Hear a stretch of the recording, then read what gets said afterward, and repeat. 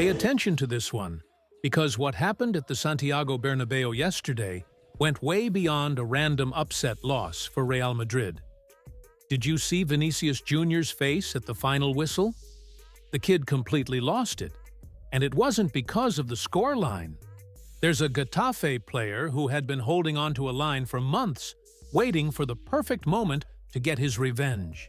When the time finally came, he leaned in and dropped a brutal piece of trash talk right in Vini's ear, and that was enough to make him snap.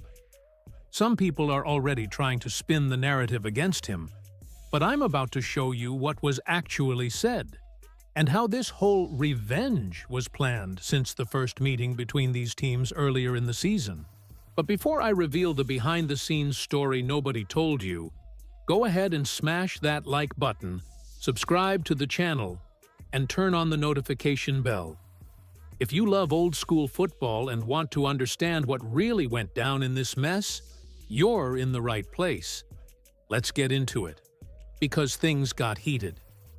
Pay attention here, because what we saw at the Santiago Bernabéu wasn't just a shocking Real Madrid defeat. It was a score being settled, something that had been simmering for months on low heat. And the target, of course, was Vinícius Júnior. You know that saying that revenge is a dish best served cold? Well, Getafe served it ice cold yesterday.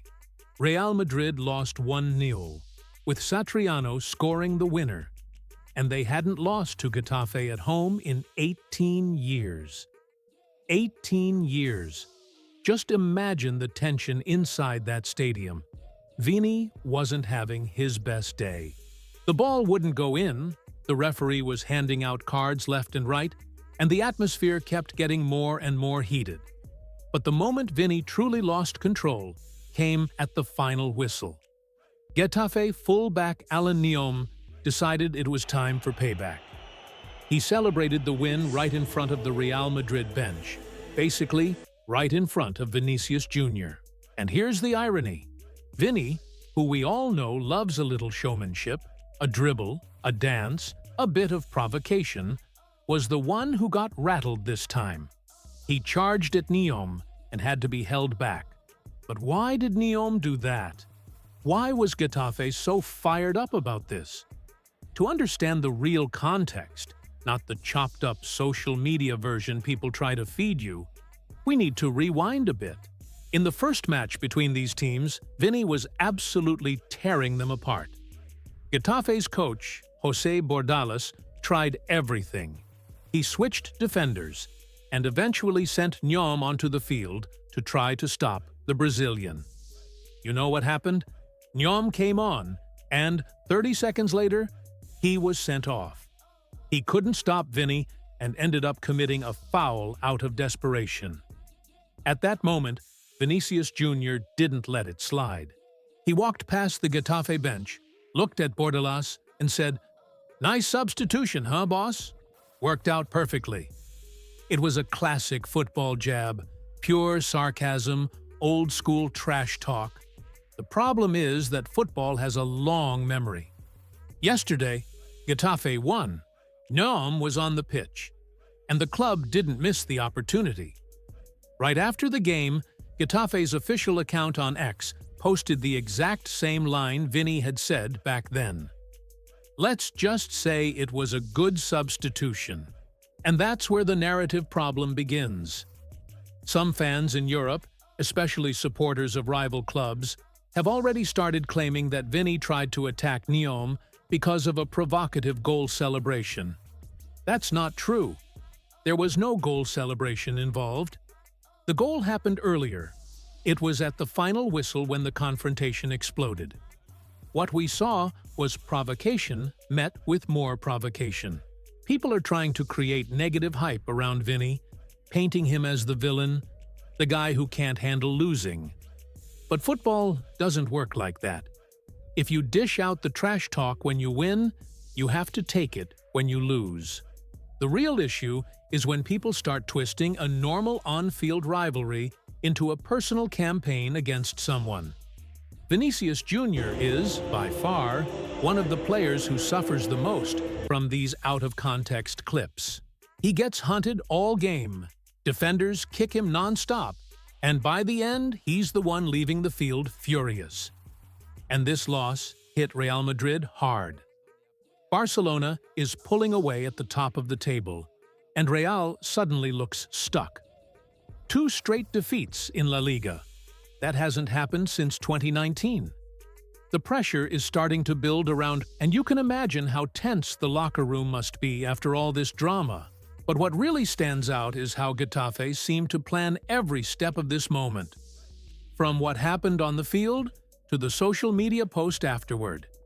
And if you think things ended there, on the pitch, you have no idea what happened in the tunnel leading to the locker rooms, or how Bordalás reacted once everything cooled down. There's also a detail about Vini's conversation with the referee that almost nobody noticed, and it changes how you see this whole outburst. What most people don't realize is that Getafe's strategy started long before kickoff. Remember when coach José Bordalás confirmed in a press conference that Vini had mocked him in the first match? That moment became fuel for the locker room all week long. Nyom didn't celebrate there by accident. It was calculated. He waited for the exact moment when Vini was already frustrated. Real Madrid missing clear chances, the clock ticking down, and then he delivered the jab. And football can be crazy like that. Satriano scored in the 39th minute of the first half. Real Madrid had the entire second half to turn things around. They dominated possession, surrounded the box, kept knocking on the door, but it felt like there was a wall in front of the goal. And when the team gets nervous, Vini becomes the lightning rod for everything. Opponents get under his skin because they know he's emotional, that he plays with passion. And that's where the distortion begins. Some foreign fan accounts started claiming Vini insulted Nyom because of a provocative goal celebration. Again, that's false. The goal came in the first half. The confrontation happened after the final whistle. They're trying to paint the Brazilian as the sore loser in the story, but they conveniently forget that the mockery started on the other side. And honestly, that's football. Vini provokes opponents. They get angry. This time, he got provoked and got angry. And sorry to the overly sensitive crowd out there, I actually love that kind of drama. The reality is that Real Madrid now has to turn on the alarm bells, because losing emotional control like this is exactly what Barcelona wants if they're going to run away with the league lead.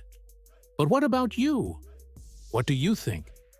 Do you think Vini Jr is right to stand his ground and not take disrespect from anyone, or is he getting baited too easily by opponents and hurting his own team in the process? Drop your opinion in the comments, because I really want to hear what you think about this whole situation surrounding the Brazilian.